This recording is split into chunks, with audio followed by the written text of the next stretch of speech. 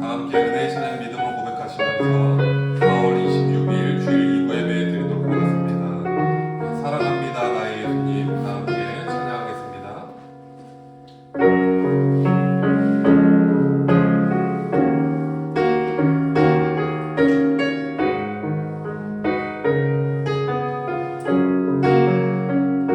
사랑합니다 나의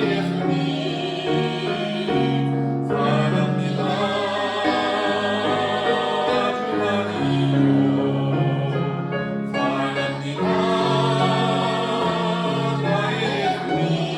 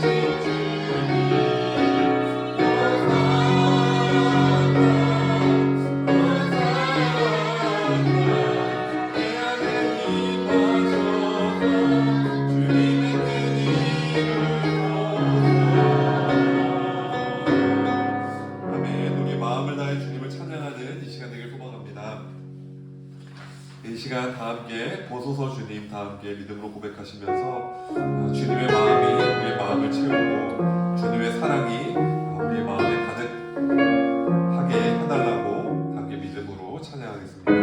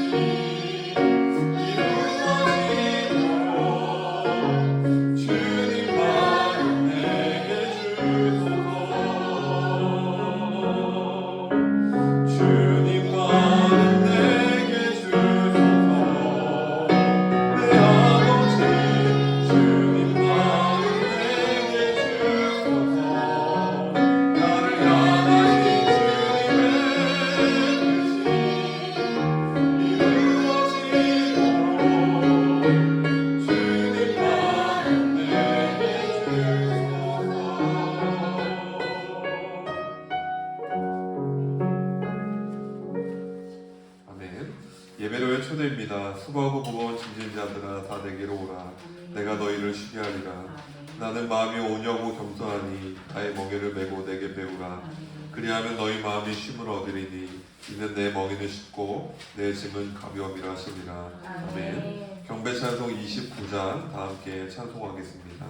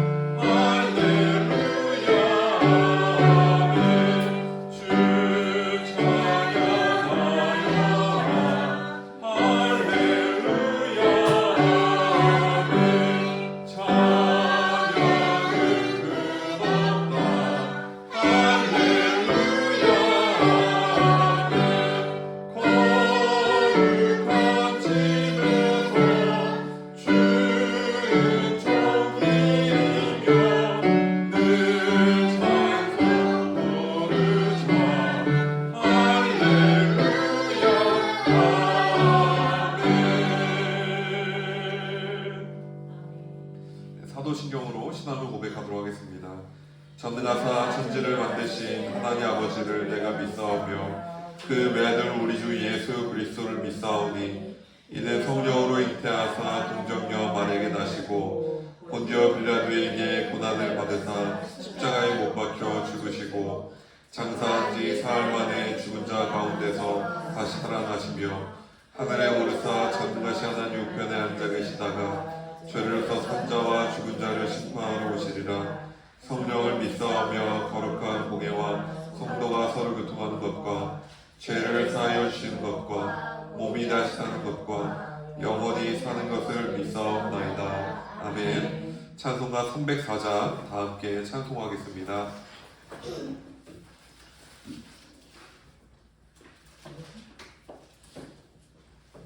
찬송가 304장입니다.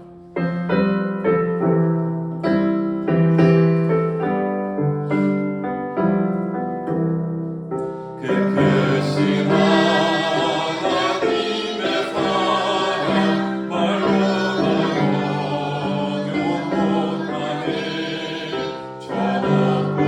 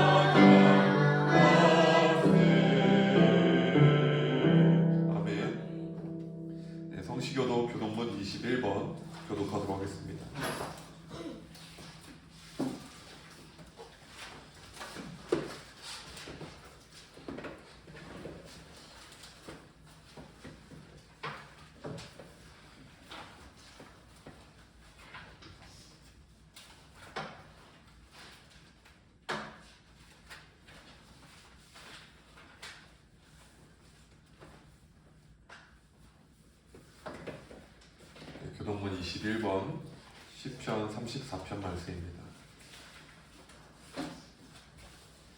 내가 여호와를 항상 송축하며 내 입술로 항상 주를 찬양하리이다. 내 영혼이 여호와를 자랑하리니 공고한 자들이 이를 듣고 기뻐하리이다. 나와 함께 여호와를 광대하시다하며 함께 그의 이름을 높이세. 내가 여호와께 간구하매 내게 감당하시고 내 모든 두려움에서 나를 건지셨도다. 이 공고한 자가 부르짖음에 여호와께서 들으시고 그의 모든 환난에서 구원하셨도다. 여호와의 천사가 주를 경외하는 자를 이끌어 지키시고 그들을 건지시는도다. 너희는 여호와의 선하심을 맛보아할지어다. 그에게 피하는 자는 복이 있도다. 너희 성도들아 여호와를 경외하라. 그를 경외하는 자에게 부족함이 없도다. 젊은 사자는 궁핍하여 들을지라도 여호와를 찾는 자는 모든 좋은 것에 부족함이 없으리로다. 아멘. 찬송가 635장 주기도문 다 함께 믿음으로 고백하겠습니다. 찬송가 635장 주기도문입니다.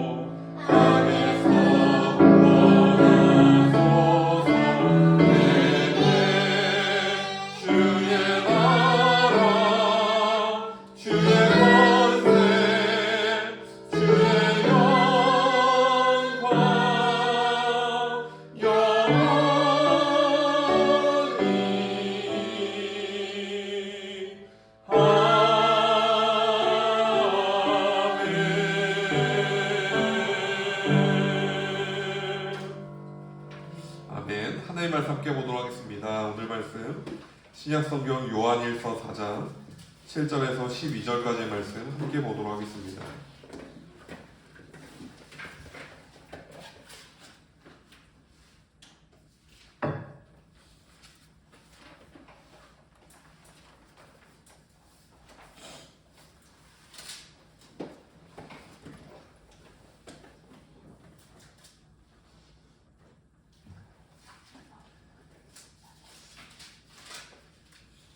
요한일서 4장 7절에서 12절까지 말씀입니다.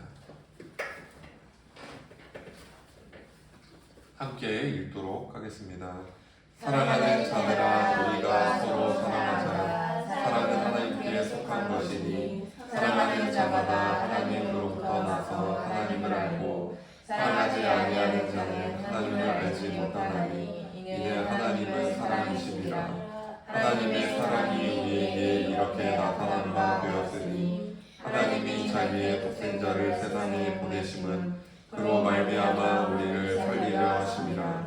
사랑은 영에 있으니 우리가 하나님을 사랑한 것이 아니요 하나님이 우리를 사랑하사 우리 죄를 속하기 위하여 화목제물로 그 아들을 보내셨습니다. 사랑하는 자들아 하나님이 이같이 우리를 사랑하셨은즉 우리도 서로 사랑하는 것이 마땅하도다. 어느 때나 하나님을 본 사람이 없으되 만일 우리가 서로 사랑하면 하나님이 우리 안에 거하시고 그의 사랑이 우리 안에 온전히 이루어지느니라. 아멘.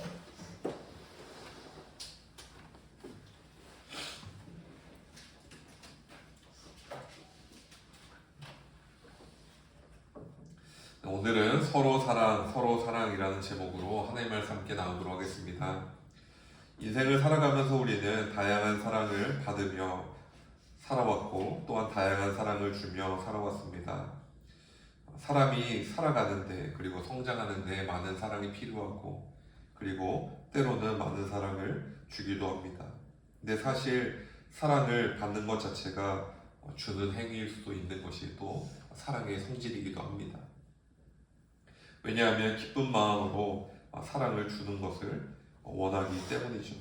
그래서 사랑을 주기도 하고 받기도 하고 이것이 주고받음이 계속 이렇게 그 안에 공존하는 것, 그것이 우리의 삶 가운데 있습니다. 그런데 사랑에 대해서 생각을 해볼 때 특별히 진정한 사랑을 떠올리면 어떠한 단어가 떠오르게 됩니다. 어떠한 단어냐면 희생이라는 단어가 떠오릅니다. 왜냐하면 희생하는 사랑에는 반드시 진심이 있어야만 그 사랑이 시작되기 때문입니다. 왜 희생을 합니까? 그리고 희생적으로 사랑을 합니까? 진짜 사랑하기 때문이죠. 그래서 진짜로 사랑해서 희생을 하더라도 사랑하는 그 마음이 있는 것입니다. 대표적으로 부모의 사랑이 바로 이 희생적인 사랑이라고 우리가 떠올릴 수 있습니다. 하나님의 사랑을 우리가 희생적인 사랑으로 이해할 수 있습니다. 그리고 하나님의 사랑은 희생적인 사랑이기 때문에 그 사랑은 진정한 사랑이다라고 우리가 인식을 합니다. 하나님께서 독생자 예수님을 이 땅에 보내셨습니다. 왜 보내셨습니까? 우리를 너무 사랑하셔서, 진심으로 사랑하셔서 희생적인 사랑을 택한 것입니다. 또 독생자 예수 그리스도를 십자가에 내어주셨습니다. 그래서 화목제물로 내어주심으로 예수 그리스도가 죽기까지 우리를 사랑하심을 드러내셨습니다. 무엇입니까? 희생적인 사랑입니다. 그런데 이 희생적인 사랑에서 우리는 하나님의 사랑이 우리를 향한 진실된 사랑이라는 것을 우리가 이해할 수가 있습니다. 요한일서 4장 9에서 10절 말씀 함께 읽겠습니다. 9절에서 10절입니다. 하나님의 사랑이 우리에게 이렇게 나타난 바 되었으니 하나님이 자기의 독생자를 세상에 보내심은 그로 말미암아 우리를 살리려 하심이라. 사랑은 여기 있으니 우리가 하나님을 사랑한 것이 아니요 하나님이 우리를 사랑하사 우리 죄를 속하기 위하여 화목제물로 그 아들을 보내셨습니다. 아멘. 하나님께서 독생자 예수 그리스도를 내어주셨습니다. 그리고 독생자를 그냥 내어주신 게 아니라 화목제물로 내어주셨습니다.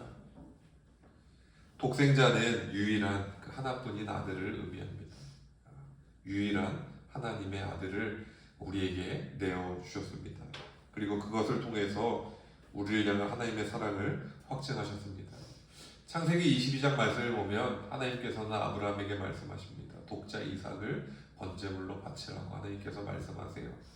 아브라함은 고민했습니다. 그리고 과연 이 일을 하는 게 옳은가 라는 생각을 많이 했습니다. 그러나 믿음으로 하나님께서 독자 이삭을 바치라는 데는 무언가 뜻이 있겠지 않은 그런 믿음으로 독자 이삭을 모리아 땅의 한 산에서 바치고자 했습니다. 창세기 22장 말씀을 보면 아브라함의 심정이 드러납니다. 아브라함이 이삭의 물음에도 그리고 아브라함이 이삭과 대화를 나누는데 큰 말이 없습니다. 말수가 되게 줄어들어요. 아마도 아브라함의 심정이 복잡했을 것이다 라고 우리는 이해할 수가 있습니다. 자녀를 키워본 부모라면 다 알 것입니다. 특별히 아브라함이 너무 늦은 나이에 갖게 된 자녀잖아요. 그리고 독자잖아요. 그러면 특별히 아끼는 마음이 더 크지 않았을까라는 생각을 해볼 수도 있지만 또 막상 키워보면요. 하나 키워보고 둘 키워보면 늦게 갖지 않더라도 그리고 빠르게 갖더라도 하나 더라도 둘이더라도 그 자녀를 아브라함처럼 그렇게 한다는 건 사실 불가능한 일이죠. 창세기 22장 말씀에는 이처럼 아브라함의 깊은 내면의 갈등이 묘사되어 있습니다. 22장을 쭉 읽어보시면 아브라함의 어떤 마음이었을까? 그 마음이 우리에게 좀 느껴지는 바가 있습니다. 아멘. 독자 이삭을 향한 깊은 사랑이 창세기 22장 말씀에 가득 채워져 있습니다. 아멘.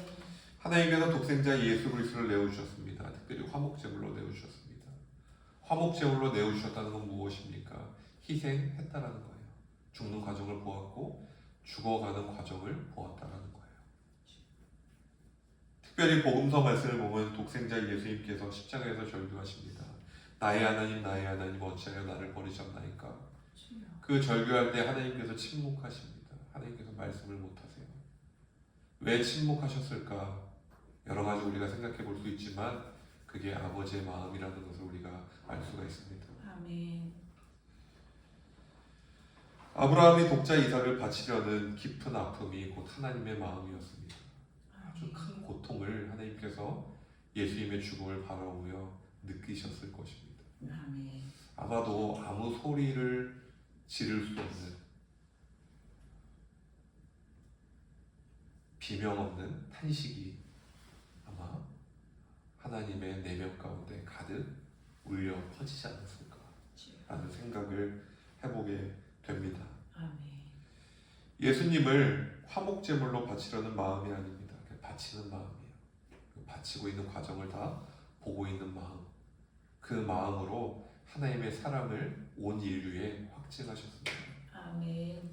사도 요한은 하나님의 사랑에 대해서 다음과 같이 고백합니다. 요한일서 4장 10절 처음부터 중간까지의 말씀을 보면 이렇게 기록되어 있습니다. 사랑은 여기 있으니 우리가 하나님을 사랑한 것이 아니요 하나님이 우리를 사랑하사.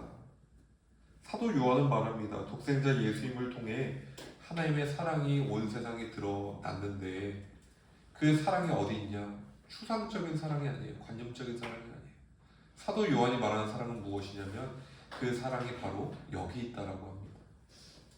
우리 안에 그리고 교회 안에 그 사랑이 있다라고 사도 요한은 고백합니다. 근데 그 사랑을 바라봅니다. 사도 요한은 하나님의 사랑을 바라보면서 깨닫는 게 뭐냐면 우리가 하나님을 사랑한 게 아니다. 하나님이 우리를 사랑했다. 내가 먼저 하나님을 사랑한 적이 없다. 하나님이 우리를 사랑했다. 그러한 사랑에 대한 아주 깊은 고찰을 사도 요한이 오늘 말씀에서 선언하고 있습니다. 아멘. 십자가의 은총을 생각하면 우리가 하나님을 먼저 사랑했다고 말하기가 참 힘들어집니다. 우리가 예수님을 먼저 사랑했는가? 아닌 것 같아요. 우리가 예수님을 먼저 믿었는가? 우리에게 그만한 믿음이 본래부터 있었는가? 말하기가 참 어려워지는 물음입니다. 하나님께서 우리를 먼저 사랑하셨습니다라고 고백합니다. 아멘. 예수님께서 우리를 향한 사랑을 먼저 확증하셨습니다. 아멘. 그 믿음을 확증하셨습니다. 아멘. 하나님께서 저와 성도님들을 먼저 사랑하셨습니다. 아멘. 하나님께서 저와 성도님들을 먼저 주의 백성으로 부르셨습니다. 아멘. 그 측량할 수 없는 하나님의 사랑이 저와 성도님들의 마음과 영혼에 가득하시기를 주님의 이름으로 축복드립니다. 아멘. 개인적으로 저는 신학대학교와 신학대학원을 다닐 때 실천신학을 많이 공부를 했습니다. 남는 학점으로 실천신학을 공부를 했습니다. 특별히 학점에 있어서도 실천신학 쪽 이 학점이 잘 나오더라고요. 제 적성에도 많이 맞는 것 같아요. 왜냐면 제가 좀 이렇게 실용적인 걸 좋아하는 사람이다 보니까 실천신학 쪽에서 많은 흥미를 가졌습니다. 실천신학이라고 하면 목회 현장에서 적용 가능한 학문을 말합니다. 구체적으로 말하면 목회자가 가장 많이 하는 게 설교잖아요. 설교학 수업을 많이 들었습니다. 대학교하고 대학원 때 제가 좋아하는 존경하는 교수님, 설교 교수님이 계셨어요. 수업을 참 많이 들었습니다. 그러고서 이제 수련복 인턴 과정을 한 4년 정도 했는데 그 교회에 갔더니 그 교수님 제자가 담임 목사님으로 계신 거예요. 그래서 그 목사님에게 또 본의 아니게 인턴 과정을 하면서 설교학에 대해서 또 배웠어요. 그래서 설교학에 대해서 어떤 걸 배워야 하냐, 설교에 대한 이제 책들을 읽습니다. 그래서 책을 읽고 리뷰하는 숙제를 인턴 과정에 담임 목사님에게 제출을 했어요. 그리고 어느 날은 이제 설교로 유명한 목사님들 설교를 이제 분석을 해보래요. 분석을 하는 게 뭐냐면 설교를 듣고 타이핑을 칩니다. 그럼 원고를 보고서 설교가 어떤 형태고 어떤 구조로 되어 있고 어떤 형식으로 본문 말씀을 분석을 했는지를 다 이렇게 분석해보는 그런 시간을 갖습니다. 그래서 유명한 목사님들 설교를 웬만큼 다 분석을 해봤어요. 그래서 그런 과정을 통해서 설교학을 많이 공부를 하는 과정을 갖게 되었습니다. 또 목회 현장에서 많이 하는 게 무엇일까 고민을 해보다가 그래도 성도님들하고 대화를 하는 일이 많지 않을까라는 생각을 해봤어요. 그래서 사실 대화의 점수가 만점이라는 건 없잖아요. 대화에서 점수가 그래도 기준 미달이면 안 되겠다. 그럼 대화를 했을 때 한 80점 이상은 맞아야 되지 않나라는 생각으로 목회 상담과 심리학을 수업을 또 남남적으로 많이 들었습니다. 그래서 그 수업을 들으면서 사람의 심리와 그리고 대화를 어떻게 하는 게 좋은가, 그리고 대화를 하면서 상대방이 또 어떻게 이해를 하는가, 그리고 사람의 심리적인 질병은 어떤 게 있는가, 그런 많은 것들을, 인간에 대한 것들을 많이 배울 수 있었습니다. 또 대학원 때는 기회가 생겨서 성악 레슨을 한 몇 년 정도 받을 기회가 있어서 받기도 했습니다. 목회자가 평생 찬양을 해야 하고 제가 음악적인 재능이 많이 부족해요. 그래서 음이나 박자가 지금도 좀 약합니다. 배웠는데도 약했는데 배우기 전에는 어떠했을까요? 좀 많이 음치였어요. 그래가지고 평생 찬양을 해야 되는데 그래도 배워서 하는 게 좋지 않을까라는 마음으로 기회가 와서 한 7, 8년 정도 레슨을 매주 받기도 했습니다. 인간의 지식은 학문적인 지식이 있고 경험적인 지식이 있습니다. 학문적인 지식이라고 하면 여러 가지 이론적인 것들이 있죠. 그래서 성서학이 있고 아니면 교회의 역사들을 배워야 되는 교회사가 있고 여러 가지 학문적인 지식이 있습니다. 그런데 경험적인 지식은 우리의 삶에서 부딪혀서 깨우쳐야만 배우는 것들이 경험적인 지식입니다. 그래서 신학이라고 하면 실천 신학이 목회 현장에서 부딪히면서 배워가는 게 실천 신학이 되고요. 우리의 삶 가운데도 경험적인 지식이 참 많습니다. 그 집안일도 경험적인 지식 가운데 하나죠. 하나하나 이제 뭐 설거지나 아니면 요리나 하나하나 부딪혀가면서 배워가고 그리고 깨우쳐 갑니다. 그러니까 실행하지 않으면 그리고 경험하지 않으면 절대 늘 수 없는 지식이 이 경험적인 지식인 것입니다. 아멘. 요한일서 본문 말씀은 무엇에 대해서 이야기를 하냐면 사랑이 학문적인 지식이 아니라 경험적인 지식이라고 사도 요한은 이야기를 하고 있어요. 사랑을 경험해야만 그리고 사랑을 살아봐야만 이 지식, 사랑의 지식을 알게 된다는 것입니다. 요한일서 4장 7에서 8절 말씀 함께 읽겠습니다. 7절에서 8절입니다. 사랑하는 자들아 우리가 서로 사랑하자. 사랑은 하나님께 속한 것이니 사랑하는 자마다 하나님으로부터 나서 하나님을 알고 사랑하지 아니하는 자는 하나님을 알지 못하나니 이는 하나님은 사랑이시니라. 아멘.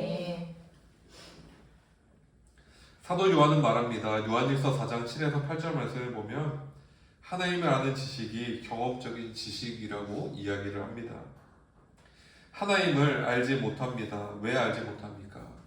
사랑하지 않기 때문이에요. 사랑을 경험하지 않기 때문이에요. 어떤 사랑을 경험하지 않았습니까? 하나님의 사랑을 경험하지 않았기 때문입니다. 요한일서 4장 7절 끝의 말씀을 보면 하나님을 안대요. 근데 하나님을 어떻게 합니까? 그 사랑을 경험했대요. 사랑을 사랑했대요. 그래서 사랑하는 자마다 하나님을 안다라고. 사도 요한은 사랑의 경험이 바로 하나님을 아는 기준이 된다는 그런 이야기를 오늘 성경을 통해서 말하고 있습니다. 바울은 특별히 성령의 9가지 열매를 말합니다. 그런데 첫 번째 열매를 사랑의 열매라고 이야기를 합니다. 열매라는 표현이 너무나도 정확한 것 같아요. 열매는 씨앗이 심기고 그리고 싹이 나고 줄기가 자라고 성장해서 꽃이 피고 꽃이 져야 열매가 맺어집니다. 그것은 무엇을 의미하냐면 사랑의 열매가 맺기까지 사랑으로 사랑이 심겨지고 하나님의 사랑이 심겨지고 하나님의 사랑이 자라나고 하나님의 사랑이 결실을 맺기까지 오랜 풍파를 견뎌낸 사람만이 사랑의 열매를 맺는다는 걸 의미해요. 아멘. 이것은 무엇을 말합니까? 사랑의 열매가 있는 사람은 하나님의 사랑이 심겨져서 하나님의 사랑으로 살아낸 사람이라는 거예요.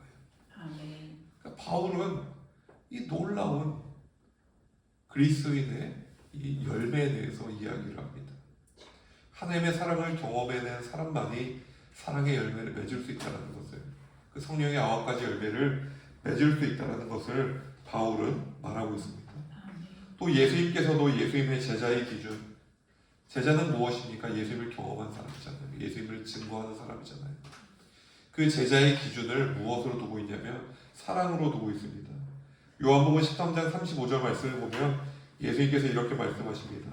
너희가 서로 사랑하면 이로써 모든 사람이 너희가 내 제자인 줄 알리라. 아멘. 제자의 기준이 무엇입니까? 사랑하는 사람이에요. 사랑의 열매가 있는 사람. 그 사람이 예수님의 제자다. 예수님 경험한 사람입니다. 예수님 사랑을 아는 사람이다라고 예수님께서도 말씀하십니다. 아멘. 신앙생활의 유익 가운데 하나는 그리스도인의 마음이 좋은 마음으로 변화된다는 사실입니다. 부정적인 시각이 긍정적인 시각으로 변합니다. 비난하는 말이 격려하는 말로 변합니다. 변명하는 태도가 인정하는 태도로 변합니다. 오늘날 이 시대 가운데 수많은 그리스도인들이 이러한 놀라운 일들을 경험합니다. 우리의 내면이 변화되는 거예요. 하나님의 사랑으로 말미암아 원래 사랑을 모르고 살아왔는데 사랑을 알게 되는 거예요. 나도 모르게 사랑이 내 마음에 스며드는 거예요. 그리고 어느 순간 돌아보니까 내가 사랑으로 살고 있는 거예요. 하나님의 사랑으로부터 변화가 시작됩니다. 그 이유에 대해서 사도 요한은 말합니다. 요한일서 4장 8절 끝에 말씀을 보면 이렇게 고백합니다. 하나님은 사랑이십니다. 아멘. 하나님은 사랑 그 자체예요. 아멘. 하나님 우리 안에 있다 보니까 사랑이 스며듭니다. 그리고 사랑의 사람으로 자연스럽게 성화되어 가는 것이죠. 아멘. 베드로가 위대한 사도로 세워진 시작점은 부활하신 예수님의 사랑을 깨달았을 때입니다. 예수님께서 십자가에 죽으시고 그리고 부활한 사실을 베드로는 모른 채 다시 무엇을 했냐면 물고기 잡으러 갔어요. 물고기를 못 잡았습니다. 그리고 해안가로 와서 예수님을 만나요. 예수님께서 식사를 준비해 놓으셨어요. 그리고 예수님께서 베드로에게 물어본 게 뭐냐면 3번 물으시죠. 네가 나를 사랑하느냐. 그리고 내 양을 먹으라. 아멘. 베드로는 예수님을 3번 부인했어요. 근데 예수님께서 네가 나를 사랑하느냐? 3번 물어보세요. 그리고 내 양을 먹이라. 사명을 주십니다. 아멘. 사도의 직분을 맡기셨어요. 그때 예수님의 사랑을 베드로는 마음에 깊이 깨닫고는 그 사랑으로 말미암아 그 자신의 직을 감당하기 시작합니다. 아멘. 그러니까 베드로가 위대한 사도로 세워진 시작점은 좋은 설교가 그의 사역의 시작점이 아니었어요. 예수님의 사랑을 깨달았을 때였어요. 아멘. 우리의 삶을 돌이켜보면 우리의 삶을 지탱시켜주는 것은 다른 게 아닙니다. 사랑입니다.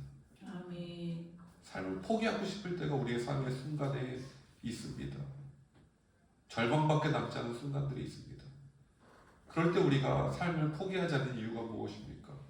사랑입니다. 나를 사랑해주는 사람들, 내가 사랑하는 사람들, 그 사랑이 우리를 지탱시켜줘요. 아멘. 우리를 살아가게 하는 것입니다. 하나님은 사랑이십니다. 하나님의 사랑이 오늘도 우리를 숨쉬게 합니다. 하나님의 사랑이 오늘도 우리를 살아가게 합니다. 아멘. 그 크신 하나님의 사랑이 더함교회 성도님들을 언제나 붙들어 주시기를 주님의 이름으로 축복드립니다. 아멘. 그리스도인은 하나님의 사랑을 경험하는 단계에서 하나님의 사랑을 살아내는 단계로 넘어가야 합니다. 아멘. 하나님의 사랑을 살아내는 구체적인 방법은 오늘 성경은 뭐라고 말하냐면 서로 사랑하는 것이다 라고 성경이 말하고 있습니다. 아멘. 요한일서 1장 11절에서 12절 말씀 함께 읽겠습니다. 11절에서 12절입니다. 사랑하는 자들아, 하나님이 이같이 우리를 사랑하셨은즉 우리도 서로 사랑하는 것이 마땅하도다. 어느 때나 하나님을 본 사람이 없으되 만일 우리가 서로 사랑하면 하나님이 우리 안에 거하시고 그의 사랑이 우리 안에 온전히 이루어지느니라. 아멘. 요한일서 1장 11절 끝에 말씀을 보면 사도 요한은 우리가 서로 사랑하는 것이 마땅하다고 말합니다. 이 마땅하다라는 표현이 너무 정확한 것 같아요. 하나님의 사랑을 경험한 그리스도인이 서로 사랑하는 것, 그리고 사랑으로 살아가는 것, 이거 어차피 노력으로도 안 되고요. 그리고 내가 작심한다고 되는 일이 아닙니다. 사도 요한은 뭐라고 말하냐면 그냥 그게 마땅하대요. 그냥 당연하대요. 하나님의 사랑을 경험한 사람은 서로 사랑하고 사랑으로 살아갈 수밖에 없다고 요한은 고백하고 있습니다. 사랑의 감정은 우리의 마음에서 우러나오는 감정입니다. 왜 사랑할까? 왜 사랑했는가? 이유가 없습니다. 그냥 모르겠어요. 그냥 사랑이 되는 것 같아요. 사랑의 마음을 품어야지 결심한다고 사랑의 마음이 생겨나지가 않습니다. 사랑으로 살아가야지 마음을 먹는다고 노트에다가 100번 쓴다고 사라지지 않아요. 참 이상하게도 그러한 삶이 참 안 되는 게 우리 인간의 존재입니다. 사도 요한은 무엇을 말하냐면 사랑의 하나님과 함께하면 그 사랑이 우리의 마음을 가득 채우면 하나님의 사랑이 스며든대요. 서서히 스며들고 그리고 우리의 마음을 채우고 서서히 우리의 마음에서 삶의 모습으로 그리고 태도로 그리고 말로 행동으로 서로 사랑하는 모습으로 흘러나온다는 것을 경험적으로 사도 요한은 고백하고 있는 것입니다. 아멘. 더 나아가 사도 요한은 세상에 하나님의 존재를 증명할 수 있는 방법에 대해서 말합니다. 그 방법은 바로 서로 사랑하는 것입니다. 아멘. 요한일서 4장 12절 말씀을 보면 사도 요한은 이렇게 고백합니다.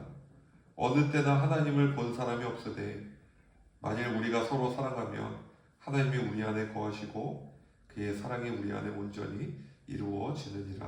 아멘. 하나님의 속성 가운데 하나는 보이지 않는다는 것입니다. 비가시성이 하나님의 속성 가운데 하나입니다. 사실 모세도 하나님을 보았지만 얼굴을 가렸습니다. 하나님을 제대로 본 사람은 없습니다. 선지자들이 하나님의 형상을 보았지만 얼굴을 가렸습니다. 왜냐하면 하나님을 보면 죽는다는 그런 인식이 유대인들 가운데 있었기 때문입니다. 그렇기 때문에 하나님은 보이지 않는 하나님이라는 성질을 가지고 있습니다. 요한일서 4장 12절 앞에 말씀을 보면 하나님을 본 사람이 없다라고 합니다. 그런데 우리가 서로 사랑하면 하나님이 우리 안에 거하시고 그의 사랑이 우리 안에 온전히 이루어진다라고 사도 요한은 말합니다. 아멘. 그러므로 그리스도인이 서로 사랑하면 하나님은 보이지 않지만 보이지 않는 하나님께서 우리 안에 거하신다라는 게 보이기 시작을 해요. 그리고 우리 공동체 안에 하나님이 사랑으로 역사하신다는 게 보이기 시작을 합니다. 아멘. 하나님의 사랑은 우리가 머리로 아는 게 아니라 경험하는 것입니다. 그리고 경험하고서 그 경험을 가지고 살아가는 것입니다. 살아가다 보면 나도 모르는 사이에 그 사랑이 스며들고 나도 모르는 사이에 내 태도가 좀 거룩한 모습으로 많이 성화되고 그리고 좋은 방향으로 생각이나 모습이 변화되어가는 것을 우리가 문득 생각나게끔 사라지는 것이 하나님의 사랑을 경험하는 차원입니다. 아멘. 또한 반대로 하나님께서 우리 안에 계시면 그리스도인은 서로 사랑하며 살아가게 됩니다. 이게 계속 아멘. 순환하는 것 같아요. 주님의 사랑을 경험하며 그 사랑이 내 안에 있으며 서로 사랑하게, 사랑으로 살아가게 되고, 사랑으로 살아가다 보니까 서로 사랑하면 사람들은 봅니다. 아, 하나님은 사랑이시구나, 하나님 살아계시구나. 이걸 반대로 뒤집어 말하면 또 경험하게 되는 것 같아요. 그러니까 오늘 요한일서 말씀에서 사도 요한은 우리가 사랑으로 살아가고 살아가다 보면 사람들은 하나님의 사랑을 보게 됩니다. 누굴 통해 봅니까? 그리스도인들을 통해서 하나님의 사랑을 보게 됩니다. 그러고 나면 또 어떻게 됩니까? 누군가가 하나님의 사랑을 경험하는 단계로 또 다시 선순환이 이루어지는 것이죠. 그리스도인은 서로 사랑하며 살아갑니다. 왜냐하면 우리가 그렇게 꽤나 멋진 존재라서 그런 게 아니라 그냥 주님이 사랑이시니까, 주님 우리 안에 계시니까, 내가 대단해서가 아니라 주님이 그 마음 주시니까 살아시는 것 같아요. 아멘. 그리스도인은 서로 사랑하며 살아갑니다. 이로써 보이지 않는 주님께서 우리 안에 계시다는 사실이 증명됩니다. 아멘. 주님 살아계심이 증명됩니다. 주님과 함께하는 그리스도인의 기준이 무엇입니까? 성령의 열매입니다. 저 사람을 보면 사랑의 열매가 있어. 사랑으로 살아가네. 근데 저 사람이 원래 그렇게 사랑이 많은 사람이었나? 그 정도는 아니었는데, 아, 주님의 사랑이구나. 저 사람을 보면 항상 희락이 있어, 기쁨이 있어. 삶을 보니까 그렇게 기쁠 일이 없어 보이는데 왜 기쁘지? 아, 주님께서 주시는 기쁨이구나. 성령의 9가지 열매가 그리스도인들 가운데 주님의 살아계심을 증거하는 도구가 된다는 것이죠. 아멘. 그리고 주님께서 어떻게 역사합니까? 우리의 내면을 거룩한 9가지 열매로 채워간다는 거예요. 사랑으로, 희락으로, 화평으로, 오래 참음으로, 자비로, 양선으로, 충성으로, 온유로, 절제로 우리의 마음을 채워간다는 것입니다.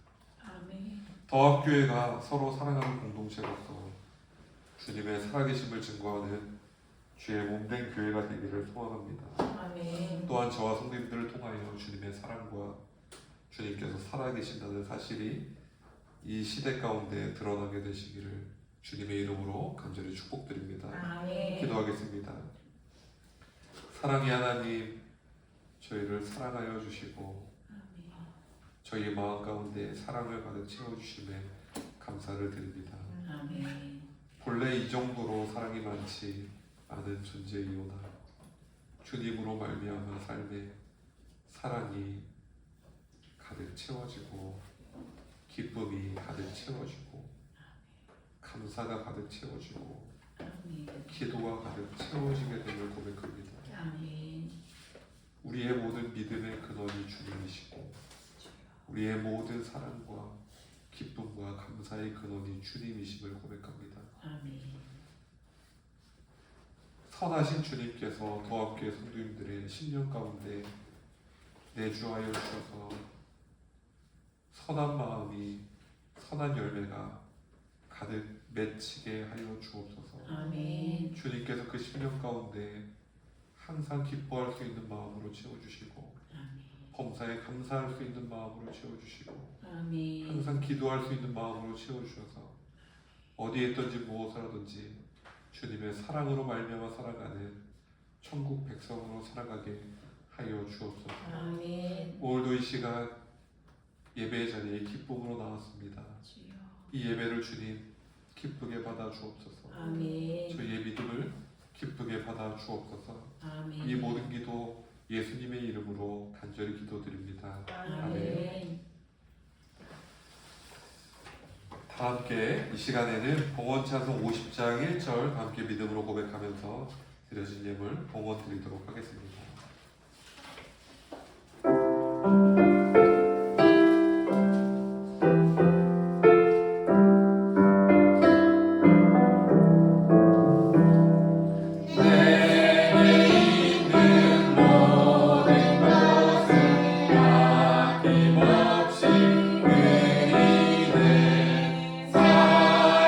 사랑하고 의지하며 주만 따라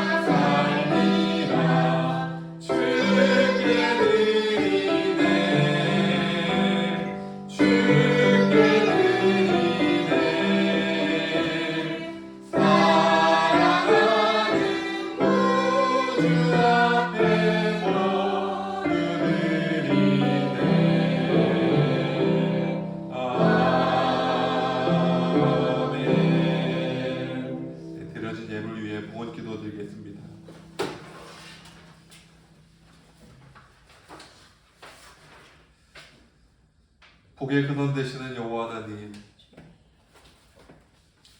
이 시간 주님께 감사하고